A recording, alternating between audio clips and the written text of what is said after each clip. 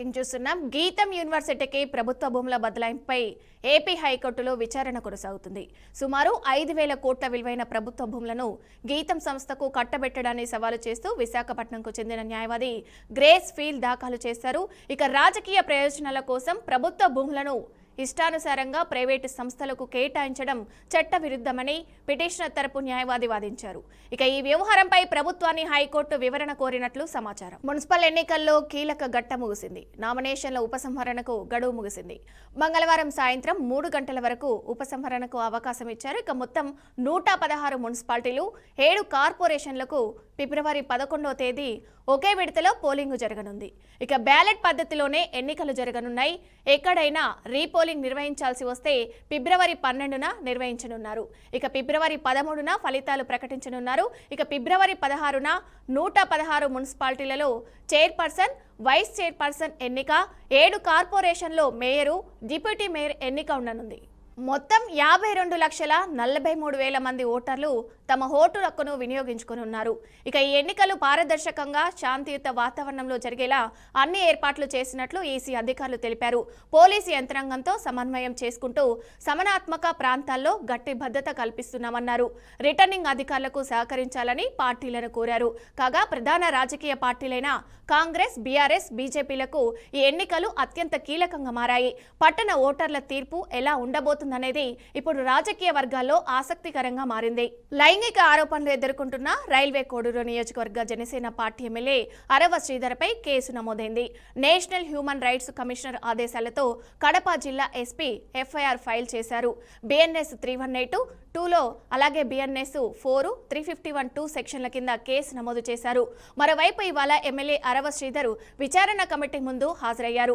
అరవ శ్రీధర్ మీద ఓ మహిళ లైంగిక ఆరోపణలు చేసిన నేపథ్యంలో జనసేన పార్టీ 3 సభ్యులతో విచారణ కమిటీ ఏర్పాటు చేసింది. ఇక ఈ వ్యవహారంపై విచారణ కమిటీ ముందు హాజరై వివరణ ఇవ్వాల్సిందిగా అరవ శ్రీధర్ను జనసేన అధిష్టానం ఆదేశించింది. వారం రోజులు గడువు ఇచ్చింది. ఇక ఈ క్రమంలోనే ఎమ్మెల్యే అరవ శ్రీధర్ జనసేన విచారణ కమిటీ ముందు నేడు హాజరయ్యారు. దాదాపు 30 నిమిషాల పాటు ఆయన్ను విచారణ కమిటీ ప్రశ్నించినట్లు సమాచారం. విచారణ అనంతరం బయట మీడియాతో మాట్లాడారు. తన వివరణ మొత్తం అధిష్టానానికి చెప్పినట్టు అరవ శ్రీధర్ తెలిపారు. అన్ని వివరాలు సమర్పించానని, పార్టీ నిర్ణయం తీసుకుంటుందంటూ అక్కడి నుంచి వెళ్లిపోయారు.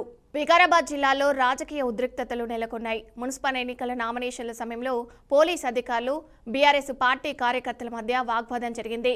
1వ వార్డులో కాంగ్రెస్ పార్టీ అభ్యర్థిని ఏకగ్రీవం చేయడానికి బీఆర్ఎస్ పార్టీ అభ్యర్థిని ప్రలోభాల ద్వారా నామినేషన్ ఉపసంహరణకు ఒప్పించారని బీఆర్ఎస్ పార్టీ నాయకులు ఆరోపిస్తున్నారు. అయితే పోలీసులు కూడా అక్కడి వద్ద ఉన్నప్పటికీ బీఆర్ఎస్ అభ్యర్థుల నామినేషన్ ఉపసంహరణలో పాలు పంచుకున్నారని పార్టీ నేతలు చెప్తున్నారు. అయితే ప్రస్తుతం 1వ వార్డులో మొత్తం 3 అభ్యర్థులు పోటీలో ఉన్నారు. Congress, BJP, BRS party. ఈ ఘటన వికారాబాద్ మున్సిపల్ ఎన్నికలకు ముందు రాజకీయ వాతావరణాన్ని ఉత్కంఠభరితంగా మార్చింది. పార్టీ కార్యకర్తలు రైట్స్ ఉన్నాయి, మాకు రైట్స్ ఉన్నాయి. అడగడానికి మీరెవరు సార్? అట్లా మీరు గేట్లు పెట్టేట్లా పంపిస్తారన్న?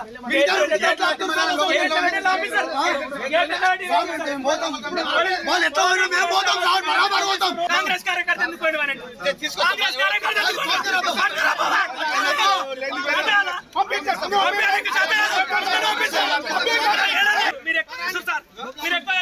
కాంగ్రెస్ 20 ఎర్రకాలం ఉండే గవర్నమెంట్ 2 సంవత్సరాలు సార్, 2 సంవత్సరాలు అధికారంలో ఉన్న 10 ఏళ్లు నిరుపేదల ఇళ్ల స్థలాల గురించి పట్టించుకోకుండా అరాచకంగా వ్యవహరించిన వారు నేడు ఎన్నికలు రాగానే ఓట్ల కోసం ఆరాడ పడుతున్నారని మంత్రి పొంగులేటి శ్రీనివాసరెడ్డి బీఆర్ఎస్ పార్టీపై తీవ్ర స్థాయిలో ధ్వజమెత్తారు. మంగళవారం ఏదులాపురం మున్సిపాలిటీ పరిధిలో 7, 8, 9, 12, 13 వార్డులలో నిర్వహించిన ఎన్నికల ప్రచార రోడ్డు షోలో ఆయన పాల్గొని విపక్షాల తీరుపై నిప్పులు చెరిగారు. గత పాలకులు పేదల సొంతింటి కలలు నిర్లక్ష్యం చేశారని, ఆనాడు అర్హులైన వారికి స్థలాలు ఇవ్వకుండా వంచారని ఆయన మండిపడ్డారు. పేదవాడి పిల్లలు హాస్టల్లో చదువుకునే పిల్లలకి ఆనాటి ప్రభుత్వం సరిగా బువ్వ పెట్టకపోతే 40% డైట్ ఛార్జీలు, ఆడపిల్లలకి 200% కాస్మెటిక్ ఛార్జీలు పెంచాం. పేదవాడి ఆత్మ గౌరవానికి చిహ్నంగా ఉండే ఇల్లు ఆనాటి 10 సంవత్సరాలలో పేదవాడికి ఆ ప్రభుత్వం ఇవ్వలే. ఈ ప్రభుత్వం వచ్చిన మొదటి సంవత్సరమే 4.5 లక్షల ఇళ్ళు ఇచ్చాం. మన ఎదుల్లాపురం మున్సిపాలిటీలో కూడా 587 ఇళ్ళు ఇచ్చాం. మన గుర్రాలపాడులో కూడా దాంట్లో వాటా వచ్చింది. ఒక విడత ఇచ్చాను. రేపు ఏప్రిల్లో 2వ విడత ఇస్తాను, 3వ విడత ఇస్తాను, 4వ విడత ఇస్తాను. ఇచ్చింది కాకుండా ఇంకా 3 విడతల్లో పేదవాళ్ళందరికీ ఇందిరమ్మిళ్ళు ఇచ్చే బాధ్యత మీ ఇంటి పెద్ద కొడుకుగా నాదే, ఆ శాఖ మంత్రిగా.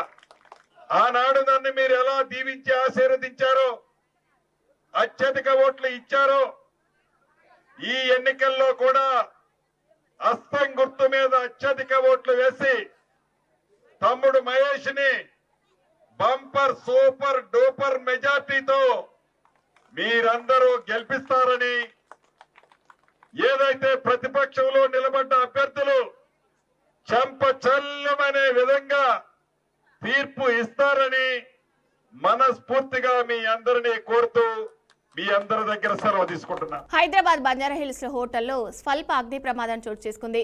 బంజారాహిల్స్ రోడ్ నెంబర్ 3లో సౌత్ అన్ మిర్చి హోటల్ కిచెన్లో వంట చేస్తుండగా ఎగ్జాస్ట్ ఫ్యాన్కు మంటలు అంటుకున్నాయి. మంటలు క్రమంగా కిచెన్ అంతటా వ్యాపించడంతో హోటల్ సిబ్బంది అప్రమత్తమయ్యారు. వెంటనే అగ్నిమాపక శాఖకు సమాచారం ఇవ్వడంతో ఫైర్ సిబ్బంది ఘటనా స్థలానికి చేరుకున్నారు. మంటలను వేగంగా అదుపులోకి తీసుకురావడంతోనే పెను ప్రమాదం తప్పింది. హోటల్లో భద్రతా చర్యల లోపమే కారణమని స్థానికులు ఆరోపిస్తూ కొంతసేపు పరిసరాలలో ఆందోళన నెలకొంది.